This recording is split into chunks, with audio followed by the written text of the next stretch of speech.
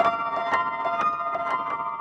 guys, it's Amy here, and today I'm going to be doing a slightly different video, a bit of a discussion video.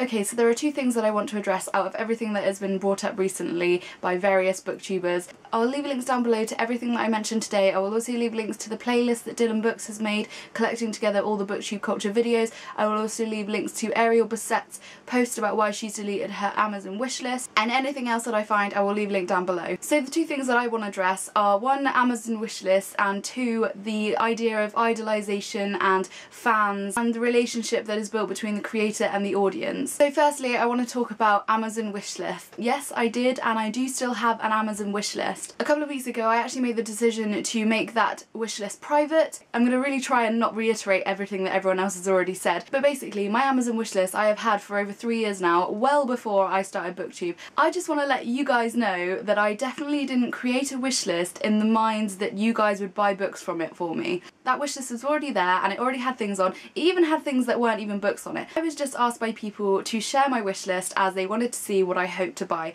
and that was what I did. Now I admit at the time I was probably very naive about this and didn't think that the consequences of my putting my list there would mean people would buy me books. Probably one of the last things I expected to happen, especially as I hadn't mentioned my Amazon wishlist in any videos, and a book arrived and I honestly thought I'd accidentally ordered something for myself. A little side note here, I'm not in any way saying that the people who sent me books are in any way wrong, and I really appreciated everything you sent me. It was extremely kind of you and I really loved it, and I have actually read the majority and reviewed the majority of the books that I have been sent. From my point of view, I felt slightly uncomfortable and a bit confused as to what to do when somebody sends me a book. Obviously I didn't think of this when I first posted that link. I thought people would just look at the list and know what I wanted to get, maybe talk to me about it in a video or a comment somewhere. I didn't expect people to send me books. After I was sent the books, I felt incredibly guilty in a way that people had spent their hard-earned money on books for me, when really I've got hundreds of books that I haven't read and I don't need any more books. I also then didn't know what to do in return, whether I should have been sending books back or whether I should be sending them letters. I did send thank you letters and I think that was well received, but still I felt bad in my heart that people had sent me books and I couldn't equate what they had sent me in return. So let's wrap this little section up. I have basically taken my Amazon wishlist off public viewing. I still have the Amazon wishlist as it holds everything I want to have, and I use that for sending to my family and everything like that. So I'm not deleting it, but you guys won't be able to see it or buy me books from it. I think a really good thing that Amazon could do would be to make it so that you can put your Amazon wishlist publicly but people can't buy you things off of it. I think that would be a really good thing to do, because then you can see what people want but then not buy them things. Does that make sense? Because I'd love it if you guys would be able to see the list, see what I want to buy, but then not feel that you have to buy me things. I want you guys to feel like you're all on a level plane, because you are. None of you are more important to me than anybody else, and you guys don't need to buy things for me to be seen as higher in my mind, because I love you all equally, and the people who talk to me and comment and are just fantastic, and I love that, and there is no reason for you to have to buy me things, because I do this because I enjoy doing it, not because somebody's buying me books or I'm receiving books. I love books, I want to discuss books, I want to share the books that I love and the books that I don't love, and I don't want people to buy me things or feel like they need to buy my affections. Okay, so let's put a line under that, and the second topic I want to talk about is the idolization and fans and the relationship between content creators and their audiences. There's a lot on YouTube at the moment as a whole about idolization and celebrity culture and all that jazz. From my point of view, I think we are at a point when people need to decide what kind of relationship they are having with their audience.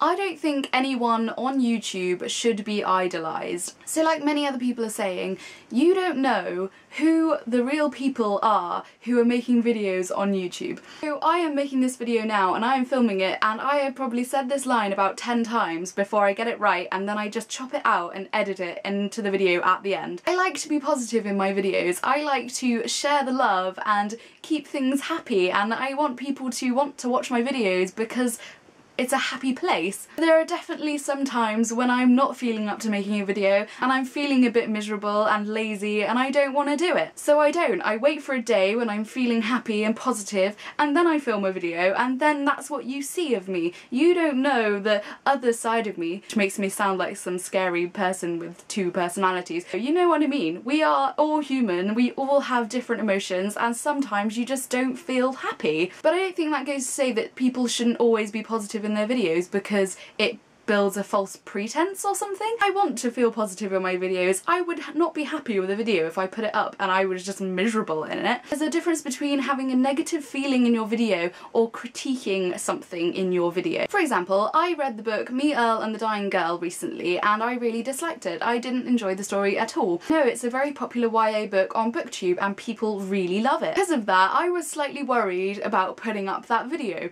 But I shouldn't have been. Everyone has differing opinions on books and not everyone is gonna like the same thing, and sometimes it just takes one person to say, actually I didn't really like that book, for then other people to come along and say, hey, I didn't like it either. Which is exactly what happened. I put up that video and yeah, it got a few dislikes, but actually quite a few people said, I'm really glad that you said that, Amy, because I didn't like that book either. Personally, I would hate to give a glowing review of a book and then have you guys go and buy it because of my recommendation and then you dislike it as well. If you think you have the same tastes in book as me, then I would not want to mar that taste by reviewing books that I didn't like and saying that I did like them. Okay, so I haven't planned this video and the clear ideas that I had going on in my head are not going very well. Okay, so I basically want to leave that idea of critiquing and honesty and reviewing books over here for a minute, and let's quickly go back to Idolization and fans and things like that. So another thought that I've been having, and I think I share with a few people, there are quite a few people on YouTube that have names for their audiences, which is fine and for the most part works perfectly and really well. A really positive example of this is Nerdfighters and how that can be a group and community that is really positive. But there are some people that do this and it doesn't create a good bond with them and their audiences. I'll explain what I mean by this. There are some people that have names for their audiences that literally have the word fan in the name. I'm sure you can think of some examples. There are quite a few big YouTubers that put fan in the name for their collective audience. So in my mind, that immediately disconnects them from their audiences and puts them at a higher level. So their fans are down here collectively as a group and they are above them as the kind of leader of it all. Okay, I'm not saying this is a really awful thing, and if you do this then that's absolutely fine, I'm sure it works for you. But personally, I would not want to make that divide with my audience by saying, yeah, you are a fan of me, because I think that automatically starts building a basis for the celebrity culture to build. So let's bring it back to this channel and me personally. I try my hardest to keep a really strong bond between me and my audience. As far as I'm concerned, you guys are my friends, and if I met you in real life, I would have no problem with speaking to you and discussing books with you and things like that. I have replied to every single comment on every video I've ever made. I reply to every tweet I get, I reply to every Instagram comment I get, every message somebody sends me on Goodreads I reply to, and I even had a message from somebody the other day and I replied and they were shocked. They didn't expect me to reply. I just want to say now, if you message me, please don't think that I won't reply, because unless there's some natural disaster which causes me not to be able to get to my computer, I will definitely reply at some point. Now, obviously for the people who have tens of thousands and hundreds of thousands of subscribers and get thousands of comments on the videos, they're not going to be able to do that. Like for me at the moment, I have absolutely no problem with replying to everything that people send to me, and I think that is a really good way to build a really positive relationship with your audience. If you are there responding to them and discussing things with them, you are building a positive relationship there. If you are standoffish and not replying and don't reply to tweets and things like that, you are instantly seeming like you are too good for that discussion, for that relationship to be built, and I don't like that. I think that's all I have to say about idolization and things like that. Basically, I don't think you should idolize people on YouTube because you don't know them. There has been some very tricky, sticky things that have come out about YouTube and YouTube content creators and relationships they've held with their subscribers, and I think You should idolize people you know in real life who you can see the bad and the good of, and you can make that really good decision about whether that is a person you want to idolize. Line under that, let's go back to what I put over here earlier, the honesty and giving reviews and critiques of books that maybe publishers have sent you and things like that. I am in contact with a lot of publishers who do send me books occasionally, and whenever I do get sent a book and I show it in a book haul, I do say where I've got it from. Okay, so does this mean that I give glowing reviews of all the books that I get sent because I've been sent them for free? Whenever a publisher contacts me and asks me to do a review of a specific book, before they send me the book, I will respond to them and tell them, yes, I am happy to receive the book, but I will be giving my honest opinion. If I don't like the book, I will be saying that. But there are good and bad ways of doing this. I am not going to completely slate a book if I didn't enjoy it.